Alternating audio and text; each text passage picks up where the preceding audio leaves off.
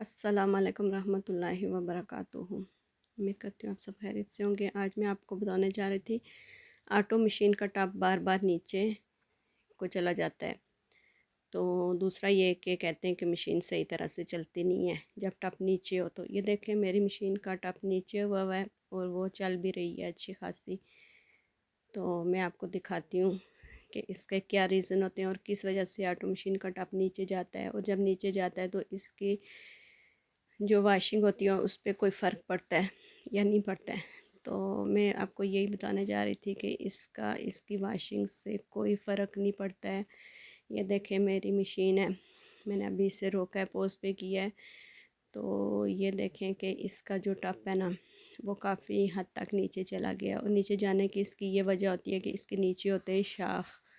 बाज़ मशीन के नीचे 3 होते हैं, बाज़ के नीचे 4 होते हैं, बाज़ के 6 होते हैं। मेरी मशीन के 4 हैं। मैं आपको दिखाती हूँ कि उनका इसके नीचे जाने पे क्या इफ़ेक्ट पड़ता है। पता है जब भी कोई बाइक होता है या गाड़ी होती है उसके बीच भी अक्सर शाख होते हैं और बाइक को जब शाख पे करो तो वो हिलता है।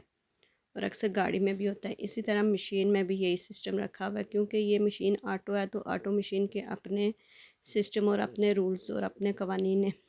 तो ये उसी मुताबिक कपड़े वाश करती है सभी कुछ। जब हम इसमें कपड़े डालते हैं और पानी डालते हैं, जब ओवरलोड हो जाता है पानी वगैरह तो इसके जो होते हैं ना शाख वो नीचे की तरफ बैठ जाते हैं।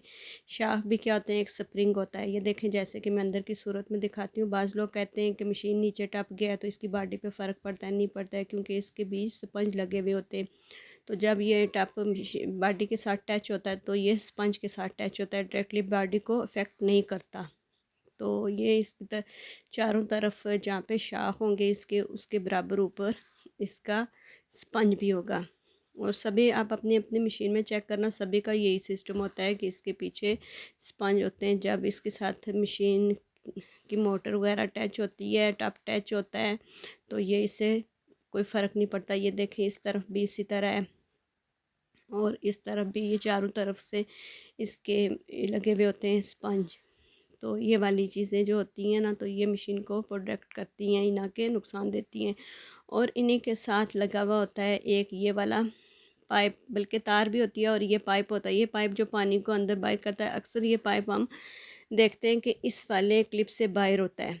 अगर आप देखें कि आपकी मशीन ज़्यादा आवाज़ देती है और ज़्यादा करती है खड़प खड़प, इस तरह की कोई आवाज़ आती है तो उसका ये मतलब होगा कि ये टप इसके बाहर निकला हुआ है, अपने प्रोडक्ट के बाहर निकला हुआ है और वो मशीन के साथ टच होता है तो जो बॉडी के साथ लगता है तो आवाज़ आती है। तो आप हमेशा देखा करें कि कहीं इसका पाइप लायदा तो नहीं है, तो अगर हो तो आप वहाँ से पकड़ के इसे क्लिप में डाल दें। ये जिधर भी इसकी मशीन की होगी ना शाहें तो उधर ये लगे, ये इसका बेल्ट है तो ये लगे हुए होंगे, शाख लगे हुए होंगे तारें।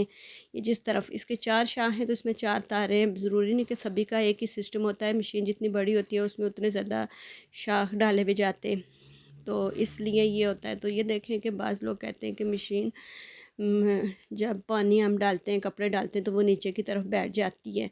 तो बस यही मसला होता है कि वो स्प्रिंग की तरह होते हैं शाख, तो वो जब ज़्यादा ओवरलोड पानी होता है तो वो नीचे की तरफ बैठ जाते हैं। और इसका कोई बड़ा मसला नहीं है या कोई बड़ा मशीन पे कोई भी इफ़ेक्ट नहीं पड़ता है। जैसे ये भी इसका एक हिस्सा है, वाशिंग का एक हिस्सा है कि टप नीचे की तरफ हो जाते हैं तो मशीन वज़न की वजह से नीचे जाती है। खैर टप का इसमें इतना बड़ा कोई भी वो नहीं है कि डरने वाली बात हो कि हमारी मशीन नीचे बैठ गई है तो ख़राब हो जाएगी या ये हो जाएगा वो हो जाएगा। तो इस तरह डरने वाली या उस वाली कोई बात नहीं है।